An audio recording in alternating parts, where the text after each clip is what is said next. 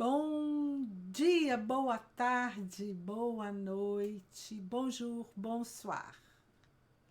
Alors, aujourd'hui, j'ai choisi un thème qui c'est un thème très peu exploité. Normalement, on le laisse de côté, mais on ne devrait pas. Aucun professionnel de santé devrait laisser les systèmes lymphatiques de côté. Donc aujourd'hui, on va discuter un peu quelles sont les connexions de la lymphe avec les autres systèmes du corps, les nœuds de la nutrition fonctionnelle. On va discuter plusieurs questions. Et avant tout, je me présente, je suis Elisa Marceau, chirurgien dentiste, naturopathe, formatrice spécialisée en nutrition fonctionnelle. Je vous montre de A à Z comment appliquer la nutrition fonctionnelle pour transformer des vies, la vôtre et celle de vos patients. Cette chaîne a été conçue pour vous, professionnels de santé, qui a l'envie de changer quelque chose, de faire sa contribution dans le monde de la santé et pas dans le monde de la maladie. Je vous invite tous à faire partie de cette stratégie qui s'appelle nutrition fonctionnelle, qui a un chapeau plus haut évidemment, qui c'est la médecine fonctionnelle, qui j'ai le plaisir de parler tout le 19-29. Pour l'instant, on fait le jeudi à 19h29.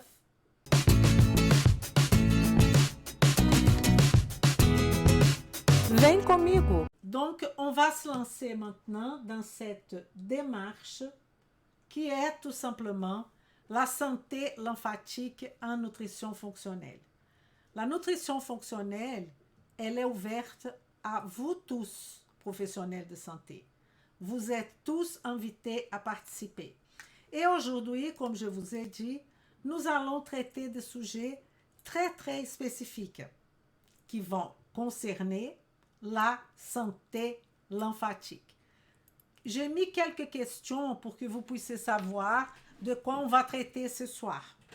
Alors, quelles sont les connexions de la lymphe avec les autres systèmes du corps? Évidemment, avant, on va savoir qu'est-ce que c'est ce système lymphatique tout simplement. Quel est le lien et les conséquences d'une exposition toxique pour ce système? Quels sont les déclencheurs qui vont impacter le système lymphatique? Comment savoir s'il faut s'occuper ou pas du système lymphatique? Ça, pour moi, c'est une question fondamentale. Ça veut dire que vous êtes un professionnel de santé, vous avez quelqu'un devant vous, comment vous allez savoir qu'il faut s'occuper du système lymphatique? Qu'est-ce que l'on peut faire en termes de nutrition fonctionnelle? Donc, c'est une vision générale où je vais vous emmener dans cette plongée profonde du système lymphatique, de la désintoxication. Vous allez voir que notre système lymphatique, il a un rapport avec plusieurs nœuds biologiques. Assimilation, biotransformation, système immune et de défense. Le système lymphatique, il est présent partout. Et d'ailleurs, c'est le système lymphatique qui va nous prouver que tout est lié. Parce que le système lymphatique, il est un peu passe-partout, du nord au sud de notre corps et de est à ouest. Il est présent dans le corps. Et il a cette possibilité de nous faire vraiment comprendre que tout est lié. Le problème que j'adore dire et que j'adore vous expliquer, c'est que l'effet de savoir que tout est lié, l'effet de savoir qu'il existe une vision holistique ne fait pas tout. Parce que pour dire ça et pour pratiquer ça dans votre quotidien, vous avez, chaque professionnel dans son métier, vous avez besoin d'apprendre à faire la liaison entre les nœuds. Par exemple, si je prends une naturopathe, il y a beaucoup de naturopathes qui disent que la naturopathie a une vision holistique. Très bien. que la naturopathie travaille holistiquement. Mais ce n'est pas vraiment ce qu'on constate dans le quotidien. Pourquoi? Parce que ce qu'on voit, c'est que la personne, elle va un raisonnement naturopathique, ça serait on traite le foie, on enlève les éléments irritants de l'intestin, mais cette partie, pourquoi pas, mais quand on va parler d'autres éléments comme un problème cardiovasculaire, là, on commence à donner la plante A pour le problème cardiovasculaire, la plante B pour le problème de sinusite. Et c'est ça que je voudrais vous inviter, naturopathe, de savoir comment vous allez raisonner ce que vous peut-être connaissez déjà en termes de holistique. Et pour cela, vous n'avez pas autre solution que de connaître la biochimie. La biochimie, quand je parle de biochimie professionnelle de santé, je parle de la biochimie appliquée. Ce n'est pas la biochimie pour la biochimie. Ce n'est pas étudier quelque chose dans la biochimie qui n'aura aucune application. Ce n'est pas du tout ça. C'est d'étudier la biochimie dans un contexte clinique. Et c'est ça la grande difficulté de la majorité de personnes. Donc, on va parler de l'importance de cette lymphe sous le point de vue intestinal, hormonal, immunitaire. Je vais essayer de rétablir la compréhension et l'importance de ces systèmes qui, parfois, sinon beaucoup de fois, est délaissé, totalement délaissé par les professionnels de santé. Et je vais l'intégrer dans la matrice de la nutrition fonctionnelle. Et là, évidemment, c'est qu'un petit récap. Nous voyons ici notre système lymphatique, n'est-ce pas? Ce système, il a quelques obligations naturelles, comme élimination de déchets, de nos systèmes qui sont lourdement chargés. Ce travail, c'est un travail absolument important pour débarrasser le corps de déchets dans tous les domaines, y compris les cerveaux, à travers d'un système qui, à partir de 2008, ils ont commencé à étudier, qui s'appelle le système glymphatique. Le système glymphatique, c'est effectivement ce système au niveau du cerveau qui va faire la glie lymphatique. Vous voyez? Mais la question, et on va discuter, c'est que si vous commencez à traiter, à faire par exemple une diète d'élimination, si vous commencez à faire un programme de détoxification pour une personne qui est extrêmement chargée sous le point de vue lymphatique, qu'est-ce qui va se passer?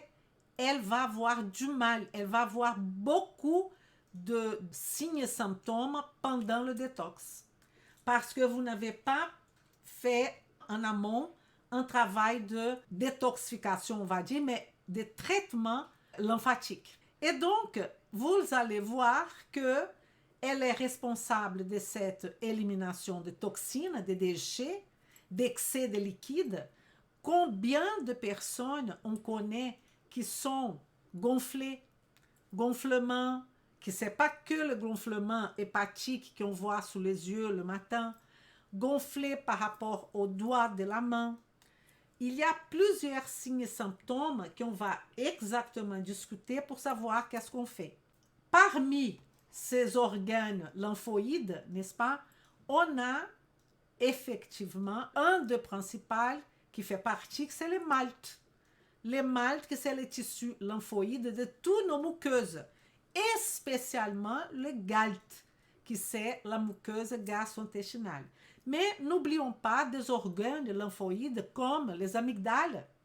Amygdale, palatine, pharyngée, laryngale, tubaire, thymus, la rate, plaque de Peyer.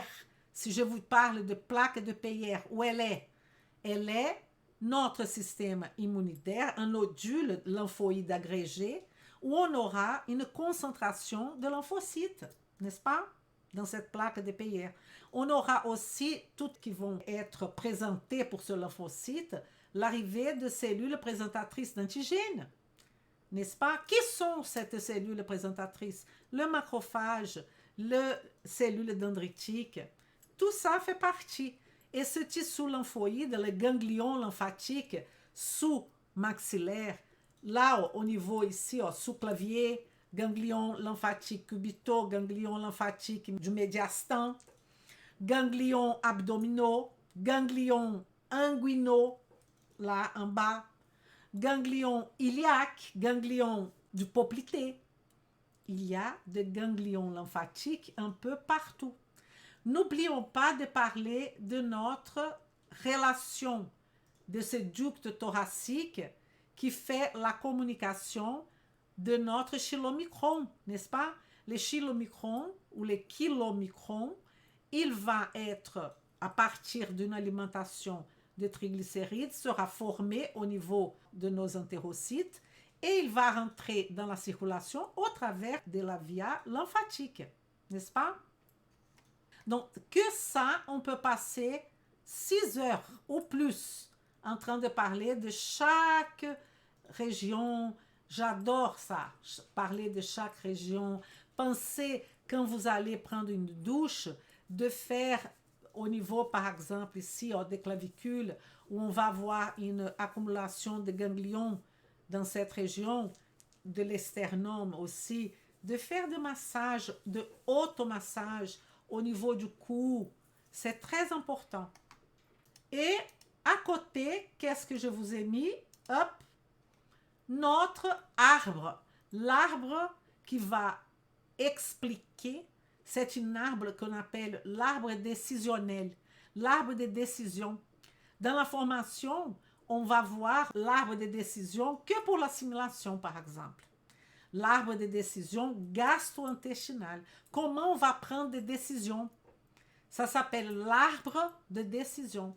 Cette décision, elle va passer par tout ce qui est MDF, tous les modifiables. On aura une étude en amont pour faire ce modifiable, qui sont les antécédents, les déclencheurs et les médiateurs du tableau clinique que votre client, que votre patient présente en ce moment que je vous parle. Et on a toute une étude de la matrice fondée sur les signes et les symptômes du patient. Et c'est dans cette optique qu'on va mettre tous ces organes lymphoïdes, tous ces tissus lymphoïdes dans la matrice. Donc c'est pour ça que j'appelle cartographie de la lymphe. Il y a toujours quelque chose qui reste là. Mais c'est pas grave, ne lisez pas ça maintenant. Donc, si on parle de connexion, peut-être, là je parle à vous, professionnels de santé, peut-être, je dis bien peut-être, vous avez des difficultés de connecter des informations prises lors d'une amnèse. Vous avez des difficultés de connecter tout ça en termes de diagnostic nutritionnel. Évidemment, je ne pense pas que si je parle là en médecin, vous médecins, vous n'avez pas de difficulté de faire un diagnostic dans votre métier médecin allopathique en train de donner une étiquette, un nom à une maladie. Ce n'est pas du tout de ça que je suis en train de parler, médecin. Je suis en train de dire que parfois, parmi mes élèves, vous les médecins, le dentiste, tous les professionnels de santé, comme les naturopathes, les diététiciennes, beaucoup, surtout les diététiciennes, qui sont habituées à un raisonnement très particulier, qui ne sert pas beaucoup à transformer, attention, il ne va aucune critique, mais à transformer la vie d'une personne pour toujours. Parce que c'est ça notre objectif, chacun dans son métier. Et donc parfois, je pense qu'il y a cette difficulté de connecter des informations pour faire un diagnostic nutritionnel. Et là, vous allez me dire, mais Lisa, pourquoi faire un diagnostic nutritionnel? Ça sert à quoi cette histoire? Ça sert à donner un potentiel au corps de auto-guérison, et ce n'est pas un tcha-tcha-tcha de naturopathe, mais on va donner tout ce que le corps a besoin en termes de micronutrition, macronutrition et même de complémentation ou de supplémentation de mode de vie que la personne qui est devant vous a besoin pour transformer sa vie. Donc, ça va beaucoup plus au-delà du médicament. Vous pouvez donner un médicament si vous avez le droit, mais ce médicament est qu'une béquille. Ce n'est pas le médicament qui va transformer la vie, au contraire. Le médicament, quand on parle de la lymphe et quand on parle de notre système hépatique, phase 1, phase 2, on est en train de parler exactement de médicaments. Le médicament, il va faire quoi? Il va boucher toutes ces voies qui s'appellent la voie de transport. Et donc, je reviens là, je voudrais vous expliquer que notre seul objectif, c'est que vous faites un recueil des informations avec votre client ou avec votre patient. Vous pouvez appeler ça recueil d'informations, bilan patient, bilan client, anamnèse, n'importe. Je sais que le professionnel adore poser beaucoup de questions, mais ils ne savent pas comment faire le lien de tout ça. Et la nutrition fonctionnelle, elle est là pour ça. Elle est décisive si vous voulez atteindre des résultats définitifs. Définitifs. Même si vous êtes un coach en nutrition, même si vous êtes, quand je dis même, je vais dire que vous n'êtes pas un médecin. Et le médecin, ils sont vus comme les personnes qui ont tout le pouvoir. Et c'est vrai. Et c'est absolument vrai. Elles ont le pouvoir de donner, de prescrire un médicament, mais elles ont le pouvoir aussi d'enlever le médicament. C'est pour ça que tout mon respect aux médecins, parce que eux, ils sont responsables pour la santé et pour la maladie de cette personne. N'est-ce pas? Alors, qu'est-ce qu'on va dire maintenant? On va qu'introduire notre sujet, on est en train de l'introduire. Le système lymphatique est un système circulatoire séparé deux autres systèmes. Séparé ne veut pas dire qu'il n'est pas intégré. Il est un autre système qui sera intégré au système artériel, au système veineux. OK? Donc, c'est un système qui va traverser comme les vaisseaux et les artères notre corps de nord, sud, est, ouest. Elle est, comme je vous ai dit, la preuve de la connexion.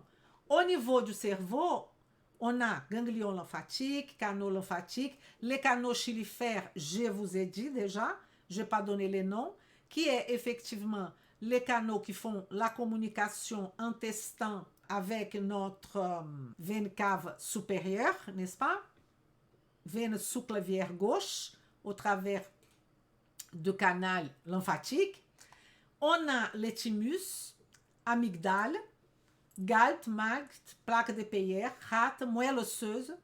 Les cerveaux, comme je vous ai dit, lymphatique, c'est 2013. Je ne sais pas qu'est-ce que je vous ai dit, je pense que j'ai dit 2014. 2013, comme un système d'élimination de déchets du système nerveux central. Attention de se rappeler qu'on a les cellules microgliales. Qu'est-ce que c'est les cellules microgliales? Ce sont les macrophages résidents du système nerveux central. Vous savez que le macrophage, quand ils vont résider dans chaque organe, parfois ils prennent un autre nom, n'est-ce pas? Comme dans le foie, par exemple, il y a plusieurs macrophages qui vont prendre d'autres nominations. Et un système de gestion de déchets dans le corps qui pénètre dans la matrice extracellulaire. Ça, c'est quelque chose que je n'entends pas beaucoup les gens parler. C'est que entre les vaisseaux sanguins et les cellules, il y a un espace. Cet espace, c'est l'espace de la matrice qu'on appelle la matrice extracellulaire, qui est là, qui va faire toute la communication. Et on ne parle pas beaucoup. Pourquoi? Parce que cette partie de la matrice qui est entreposition entre les vaisseaux et nos cellules, ils sont même entre nos cellules qui vont se communiquer, elle ne fait pas gradient de concentration avec l'intérieur des vaisseaux. Et donc, on pense que tout va bien et on ne parle pas beaucoup. Mais c'est très important parce que la lymphe et le sang viennent de ces mésenchymes. Mésenchyme est un tissu embryonnaire qui est un tissu de soutien conjonctif embryonnaire qui est l'origine de cette lymphe et du sang. Et du sang. Attention, mésenchyme. Ok. Quoi d'autre que j'allais vous dire par rapport à ça? Donc, ce n'est pas un cours sur le système lymphatique, mais c'est pour vous donner des idées où est-ce qu'on est vis-à-vis de ce système. J'ai même montré la photo quand on a commencé. Alors, quelles sont les connexions qu'on va faire de la lymphe avec nos autres systèmes? Là, le premier, c'est la défense et réparation, qui est le système immunitaire, qui fait partie, la lymphe, elle fait partie, le système lymphatique, il se mélange avec le système immunitaire. C'est ça la vérité. Il y a une connexion profonde. La lymphe a des stations immunologiques ou des cellules immunitaires qui se rassemblent. Qui va faire ça? Sont les ganglions lymphatiques. Alors, je vous demande, qu'est-ce que vous comprenez par ganglion lymphatique? Moi, j'ai une façon d'expliquer que je pense que vous allez plus jamais oublier.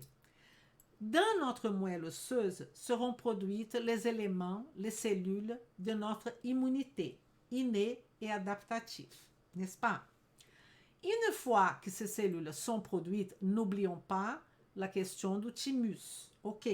Mais en gros, c'est ça. Alors, qu'est-ce qui va se passer? Les ganglions lymphatiques, il va fonctionner comme un bar où on prend un coup.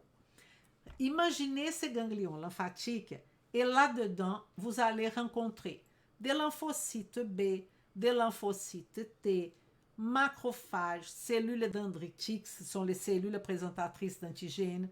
D'ailleurs, la cellule B, c'est-à-dire lymphocyte B, font partie. Qu'est-ce que c'est ça, cellules présentatrices d'antigènes? C'est que ces cellules-là ont la capacité de prendre un échantillon d'une bactérie, d'un virus, n'importe, d'un dumps ou d'un pumps.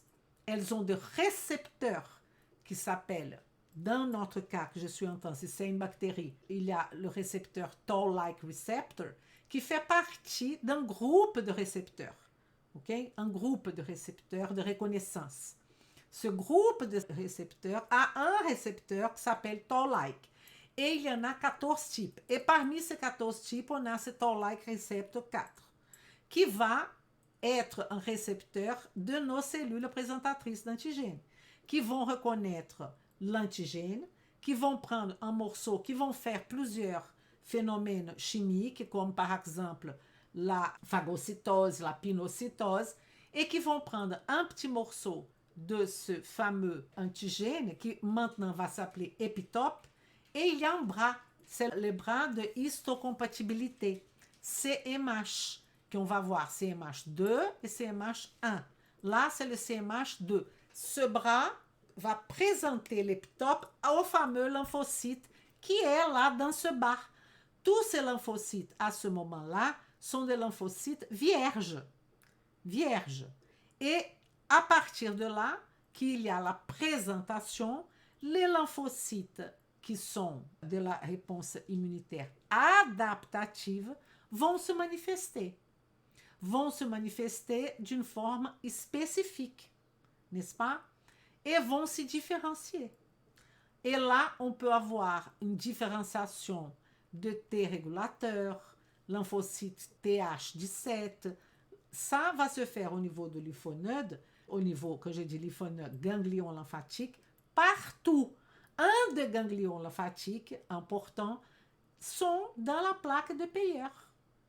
D'accord? On aura ça qui sera immédiatement présenté au niveau intestinal. Et donc, tout ça fait cette communication. L'obstruction de la voie lymphatique peut entraîner une inflammation, des défis immunitaires et même vous savez bien, quand on parle de système lymphatique, la gestion du cancer, qui est l'élimination de cellules cancéreuses qui peut éventuellement nous faire aussi de métastases, n'est-ce pas?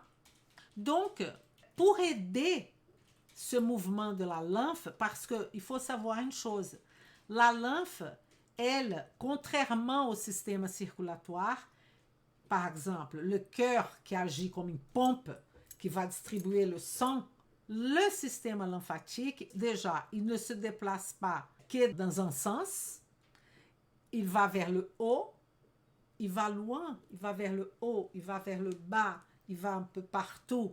Donc, il y aura quelque chose d'extrêmement important déjà pour ce système lymphatique, qui est les tissus musculaires. Ils sont très importants. Un autre facteur qui va rentrer dans cette liaison est effectivement l'intestin. L'intestin, les lactées, ça veut dire les vaisseaux lymphatiques. Les vaisseaux lymphatiques de l'intestin, comme on a parlé déjà, les canaux chylifères qui vont faire cette communication de kilomicrons avec le corps, se trouvent dans la muqueuse intestinale. Déjà, on peut affecter tout notre tissu intestinal lymphoïde, qui est le GALT. Et on peut aussi être aidé, ce système sera aidé par les mouvements péristaltiques de notre intestin. Donc, l'intestin, il peut aider le mouvement de la lymphe qui a besoin, elle a besoin de PEPS pour se mouvementer. Ça sera fait au travers de muscles lisses et mouvements péristaltiques, que les muscles sont d'ailleurs dedans, n'est-ce pas? Un autre nœud qu'on va parler, et là c'est un nœud hyper intéressant, qui est l'intégrité structurelle. La lymphe s'intègre au système nerveux, comme je vous avais dit, qui s'appelle le système de la glie, qu'aujourd'hui on appelle glymphatique. Et donc, comme je vous ai dit, les tissus musculaires vont propulser cette lymphe. Alors, si on parle d'un nœud qui est le cœur de notre système lymphatique. Donc, biotransformation, quand on a une connexion avec une charge corporelle excessive de toxines, qu'est-ce que j'appelle charge excessive de toxines? J'appelle moisissure, déclencheur alimentaire, agents pathogènes, virus, bactéries, mycoplasmes, perturbateurs endocriniens. Quand vous avez une personne trop chargée comme ça, qu'est-ce qu'on peut avoir? On peut avoir des personnes qui seront extrêmement sensibles, beaucoup plus sensibles que d'autres à, par exemple, une détoxification. D'accord? Comme je vous ai dit. Mais je vais y revenir. Quand je dis, si les pratiques de désintoxication entraînent une augmentation des symptômes, c'est parce que la lymphe est trop lente. C'est parce que vous n'avez pas travaillé le système lymphatique de cette personne. Et donc, ce qui est important, c'est que la question qu'on va se poser est, vous travaillez avec détoxification? Si vous travaillez avec détoxification hépatique, phase 1, phase 2, élimination, et si votre patient, il a effectivement un résultat par rapport à cette détoxification qui n'est pas le résultat escompté, qu'il a beaucoup de signes, beaucoup de symptômes et qu'il ne supporte pas le processus de détoxification, je vous dis pourquoi.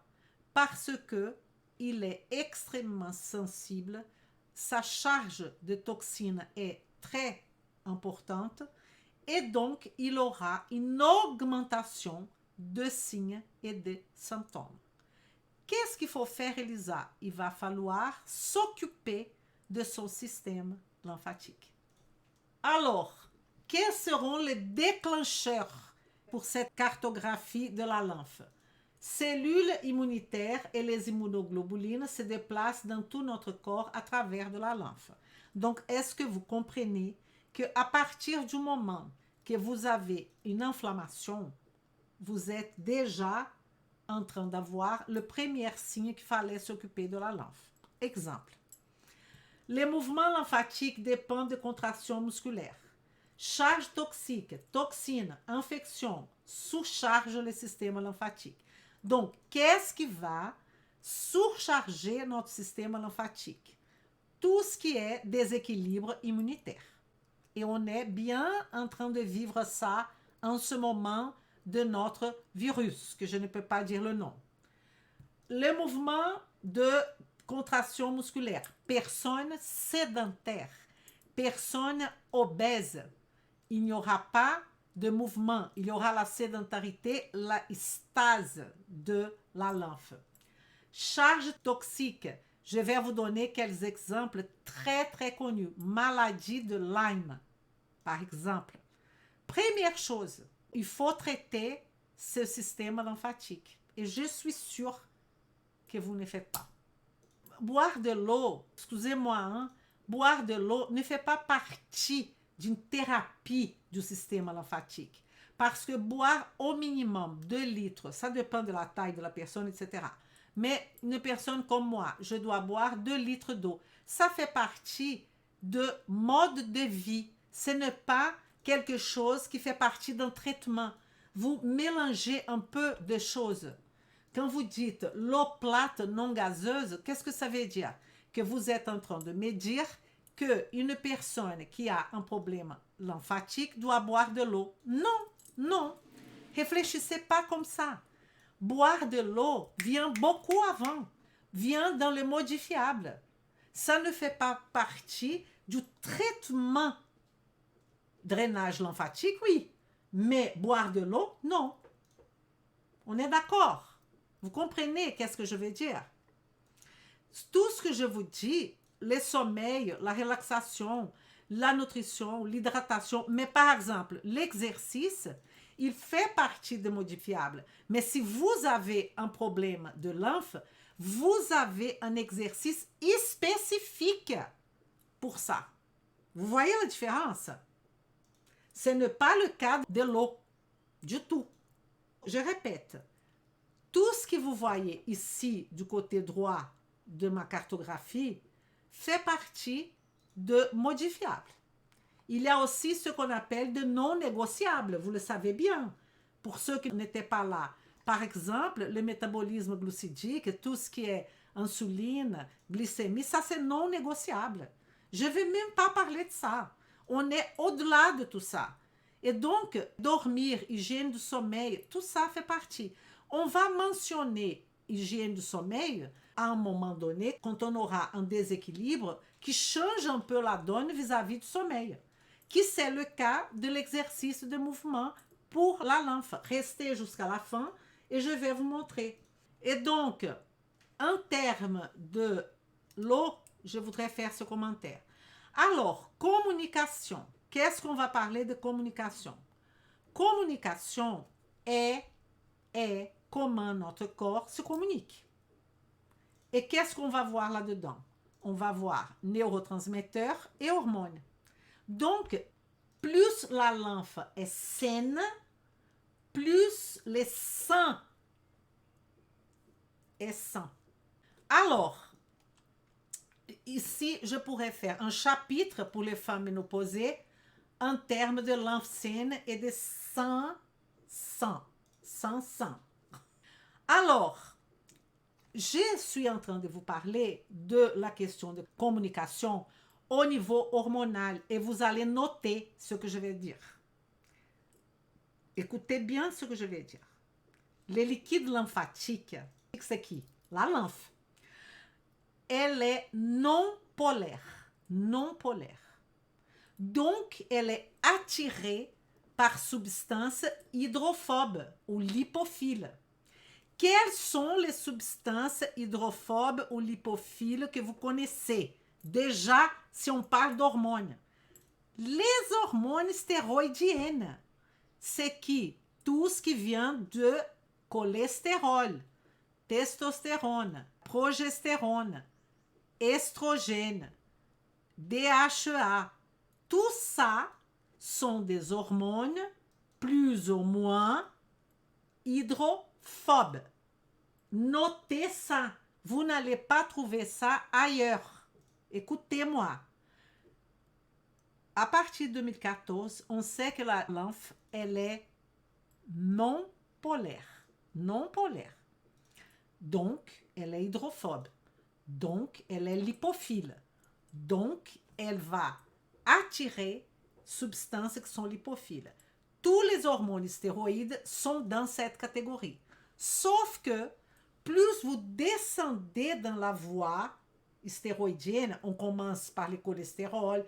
Ce cholestérol rentre dans notre mitochondrie, il perd sa queue, il devient plusieurs choses jusqu'à être progestérone, n'est-ce pas? Donc, il va perdre sa queue, on a des enzymes qui sont très importantes. J'adore donner des cours de ça, mais je ne vais pas donner des cours maintenant, sinon on ne finira pas. Donc, dans ce système, on a avant la progestérone, après l'estrogène. Donc, plus on va partir de cholestérol vers l'hormone estrogène, par exemple, cholestérol, après, on va parler de progestérone et d'estrogène, pour faire simple. OK? Plus on va s'éloigner du cholestérol, plus la substance devient polaire. Polaire. Oui, la prégnénolone, très bien. Donc, on a prégnénolone, progestérone, et après, on va dire testostérone et estrogène. Donc, plus on s'éloigne du cholestérol, plus la substance est polaire.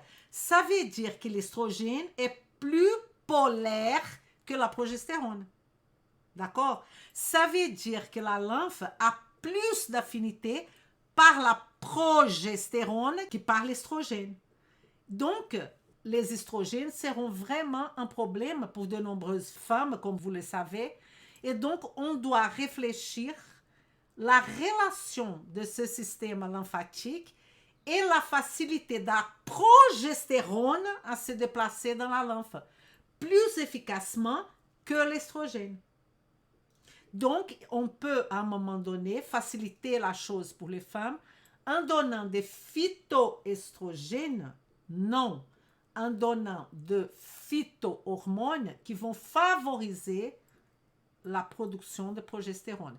Vous savez qu'un phytohormone, phytoestrogène, n'est pas une hormone comme l'estrogène, la plante.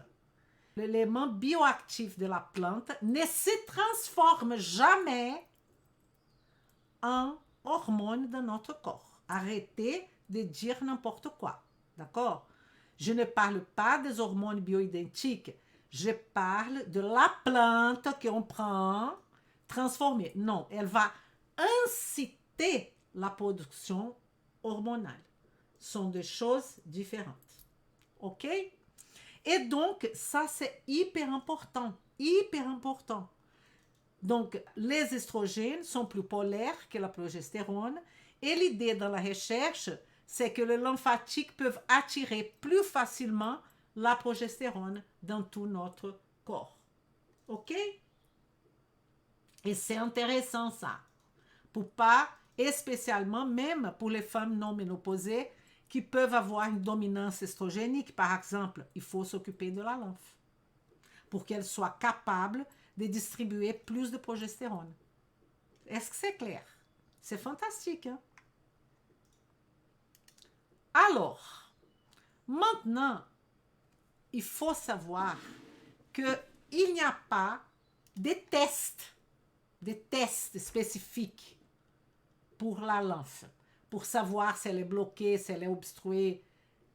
Alors, la question qu'on va se poser est, il n'y a pas de test clair pour la lymphe. Il y a pas mal de naturopathes aux États-Unis qui font de la thermographie. C'est une façon. Pourquoi? Parce que la thermographie, je ne fais pas moi, mais la thermographie, bon, faire quelque chose en France en étant naturopathe et dentiste interdit, c'est difficile. On fait du miracle, n'est-ce pas? Alors, pas de test clair pour la lymphe. Thermographie, elle va évaluer l'état du système lymphatique. Pourquoi, Elisa? Parce que ça va mesurer tout simplement 120 points.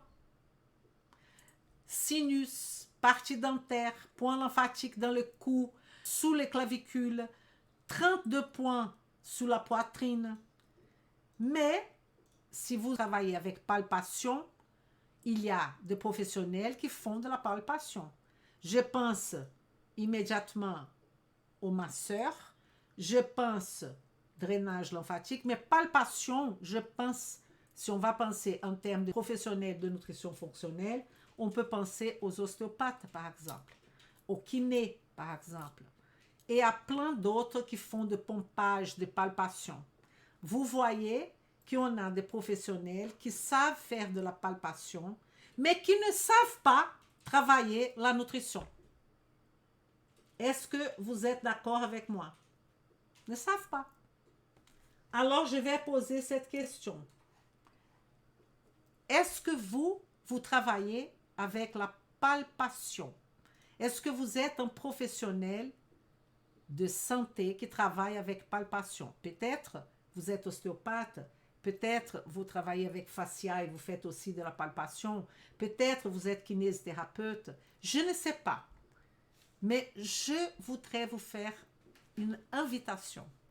Au travers de la palpation, au travers de la drainage lymphatique, évidemment, on est en train de travailler notre système lymphatique. Mais si vous voulez vraiment transformer la vie de votre client, vous pouvez faire un travail que vous allez associer palpation avec les antécédents de votre client, le déclencheur, les médiateurs. Vous allez prendre ces palpations, qui est une technique, tout simplement, mais vous allez analyser le nœud biologique de votre client. Vous allez savoir quel est le rapport avec l'intestin, quel est le rapport avec le système immunitaire, quel est le rapport avec le foie, avec la détoxification et comment insérer cette palpation que vous faites merveilleusement dans la matrice de la nutrition fonctionnelle pour transformer la vie de votre patient et de votre client. C'est mon invitation que je vous fais tout de suite. Vem comigo. Et donc, j'adore ça. J'adore vraiment ça, parce que c'est d'une importance capitale. La palpation, elle est une façon qu'on peut détecter qu'est-ce qui se passe au niveau du système lymphatique si on connaît bien, n'est-ce pas? Si on parle d'oméga 3, vitamine D, K2 et magnésium, on n'est pas en train de parler de la lymphe. C'est ça que vous ne comprenez pas et que j'insiste. Quand on parle d'oméga 3, on parle de processus inflammatoires, on parle de système cardiovasculaire, on parle de plusieurs choses. Évidemment, dans l'alimentation de ce patient, existe déjà tous ces composants. Mais ce n'est pas ça. Je suis en train de vous parler, en premier, comment vous allez savoir que vous deviez travailler la lymphe. C'est ça que je suis en train de vous parler. Comme il n'y a pas de test clair, il y a la thermographie et il y a la palpation. Mais ce n'est pas que ça, parce que vous avez d'autres signes, d'autres symptômes qui vont vous faire penser à s'occuper du système lymphatique. Et je vais vous montrer. Exemple, on vit ça en ce moment. Une personne qui a eu maladie virale, infection de muqueuse, gale, balte, bronche, mais qui a eu beaucoup de mal à guérir. C'est un point important. Donc, maladie virale, infection, muqueuse, sédentarité, personne en surpoids, obèse, ça donne déjà une ligne. Il va falloir travailler la lymphe, ok? Vieillissement, état sarcopénique. C'est pas tout le monde. Je suis en train de vous donner quels sont les états antécédents, déclencheurs et médiateurs qu'on va réfléchir sur la condition du système lymphatique. OK? Hashimoto dans les antécédents, est-ce que j'ai mis Hashimoto là pour l'instant? Hashimoto non traité. Parce que si vous avez une personne qui a Hashimoto et tout va bien, non, ça ne fait pas de sens. D'accord? On parle maladie virale, infection. Écoutez, écoutez ce que je dis. OK? Alors, quels sont les signes et symptômes qu'on peut penser à traiter le système lymphatique? Ça, c'est évident. Ballonnement, problème digestif, constipation, parasites, sensibilité alimentaire, tout ce qui a un rapport avec élimination. Bah, là, c'est clair. Canal chylifère, chylomicron, bah, tout ça. Et là, défense et réparation, équilibre immunitaire. Personnes qui ont eu leurs amygdales enlevées. Alors, le problème, c'est ça. Ne faites de tout ce que j'ai dit, la loi, un protocole. Toutes les personnes qui ont eu des amygdales enlevées, il faut faire un traitement du système lymphatique? Non. Mais si elle a du mal, elle a eu déjà dans sa vie, dans ses antécédents, des maladies virales, des infections, elle prend beaucoup de temps pour se soigner par rapport à un rhume, par exemple. Il y a plusieurs signes qui vont nous donner cette préoccupation avec le système lymphatique. Sinon, demain matin, vous commencez tous à travailler le système lymphatique. C'est pas du tout ça. Hein? C'est pas du tout ça. Sinon, on est toujours dans les protocoles. D'accord? Peau sèche qui demande infection des sinus, ça peut être 1000 choses. OK? Immunité affaiblie, là oui. Ganglion lymphatique élargi, c'est d'une évidence totale, n'est-ce pas? Vous avez des ganglions qui sont gros, ah bah, il n'y a rien à imaginer. Dans la phase chronique, pas dans la phase aiguë, n'est-ce pas? Nous sommes des professionnels de phase chronique. Chronique. Si une personne dit, je suis en phase aiguë de telle maladie, allez voir votre médecin. Nous, on ne s'occupe pas, comme le médecin devrait lâcher un peu le travail pour l'accompagnement chronique, nous, il faut qu'on lâche le travail au médecin pour tout ce qui est aigu. Ne commencez pas à intervenir dans des choses que vous n'avez pas tous les outils. Vous n'avez pas. Vous pouvez donner des médicaments? Non. Et médicaments, c'est pour phase aiguë, mon Dieu. Ne commencez pas à dire aux gens, ne prenez pas ce médicament en aigu. Ne commencez pas à faire ça. Le corps, il y a une plasticité. Il ne faut pas oublier ça. Il va se réadapter. Donc, ce que je dis sont des personnes qui ont amygdale élevée et qui ont eu des conséquences. D'accord? Bon, c'est bon. D'autres signes. Sensation de raideur et de douleur au réveil. Ça, vous savez bien, kinésithérapeute, vous savez bien, ostéopathe. Raideur et douleur du matin, déverrouillage matinal. Peut-être il n'y a pas un problème directement lymphatique, mais on va penser à ça. Les édèmes, les gonflements, tout de suite. Présence d'édème et de gonflement. Tout de suite. Les gens pensent à détox. Non. Avant, lymphe. Détoxification. Et là, maladie de Lyme, typique. Perturbateur endocrinien. Vous allez établir un programme de détox, mais vous avez pris la conscience dans la matrice de la nutrition fonctionnelle que votre patient a de ballonnement, de maladie virale, difficulté de se guérir, il est en surpoids, il est sédentaire, il a tout pour avoir des problèmes de système lymphatique. Donc, on va attaquer. D'accord? Est-ce que vous avez bien compris? Les personnes qui ont beaucoup de problèmes par rapport au programme de détox, il fallait commencer. Mais vous pouvez après reprendre et faire la lymphe. Il n'y a pas de souci. Transport. Transport, c'est les tuyaux. Les tuyaux, c'est les veines, les artères et la lymphe.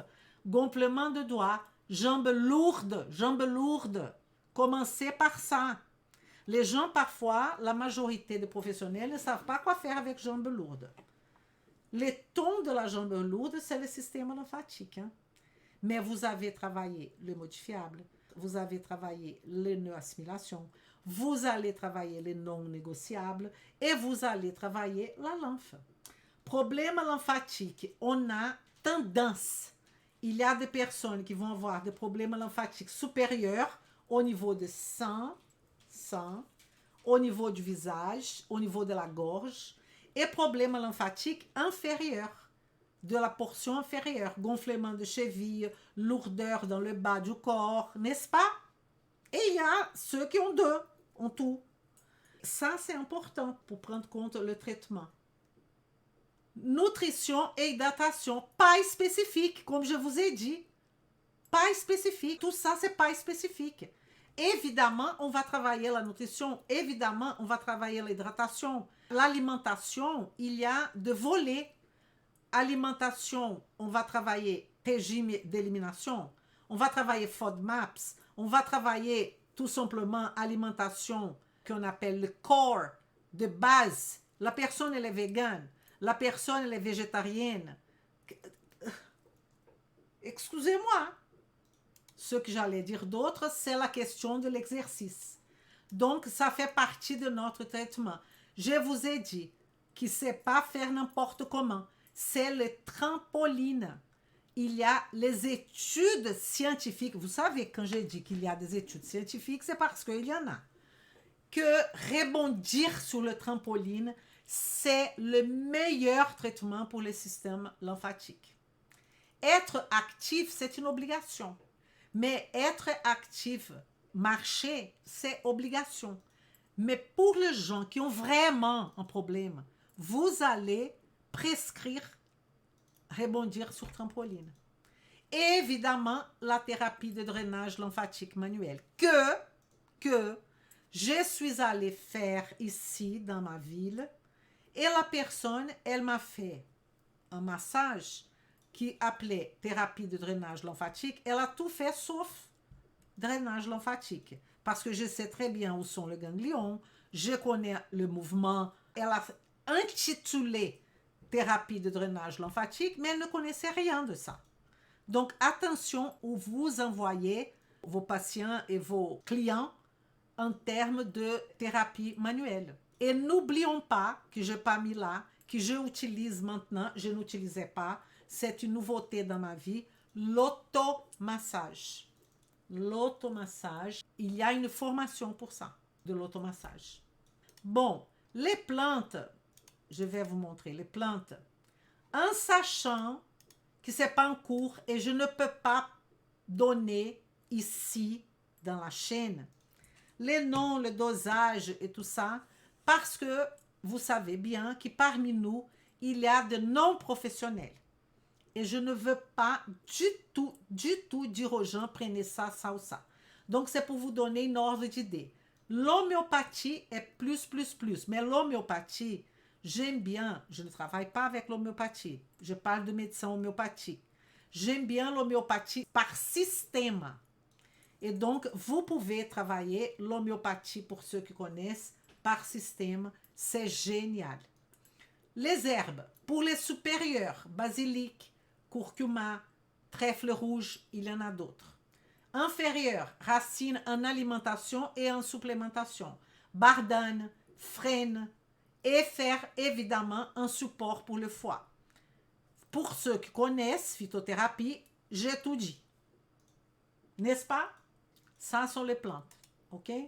Sous la forme de tisane, oui. Sous la forme de gélules, oui. Ça va dépendre de quelle est la situation, d'accord? Mais est-ce que c'est clair que si vous n'avez pas travaillé l'alimentation, pas avec la fonction spécifique lymphatique, la lymphe, on va utiliser la phytothérapie, on va utiliser la palpation, on va utiliser les drainages lymphatiques, on va utiliser les trampolins et on va utiliser l'homéopathie. Est-ce que c'est clair? Je vous donne toute l'information que vous avez besoin. Hein? Et pour finir, je voudrais vous dire quelque chose de très important. Vous êtes un professionnel de santé, naturopathe, diététicienne, un coach en nutrition. Peut-être vous faites partie de l'intégrité structurelle, de non-intégrité structurelle, ostéopathe, chiropracteur, éthiopathe, kinésithérapeute. Je ne veux pas oublier personne. Peut-être vous faites partie du groupe médecin, médecin généraliste, dentiste. Vous êtes où, dentiste? Vous le savez que ce sujet, système lymphatique, vous êtes concerné. Parce que vous ne pouvez pas emmener votre client, apporter à votre client une santé avec vitalité positive, en train de transformer la vie. Vous ne voulez pas, dentiste, transformer que la bouche parce que c'est impossible. Vous n'allez pas avoir de bons résultats si vous ne prenez pas en compte l'intestin de votre patient, malgré vous êtes spécialiste comme moi de la bouche. On peut pas, on ne peut pas. C'est pas que l'ATM. Il faut prendre en compte tous les corps. Et le système lymphatique vous prouve ça. Les transports, les systèmes de vaisseaux nous prouvent l'intégration qu'il y a. Même la barrière hématocéphalique.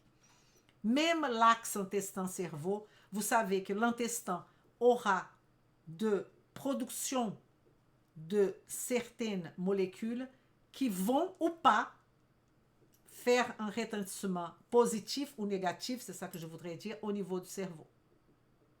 N'est-ce pas? Vem comigo dans cette aventure qui est la nutrition fonctionnelle. Au moins, venez connaître. Je pense que ça vaut vraiment le coup si vous avez comme préoccupation de devenir un professionnel diamant. Ça veut dire transformer la vie de votre client et de votre patient. À bientôt e vem comigo. Vem comigo!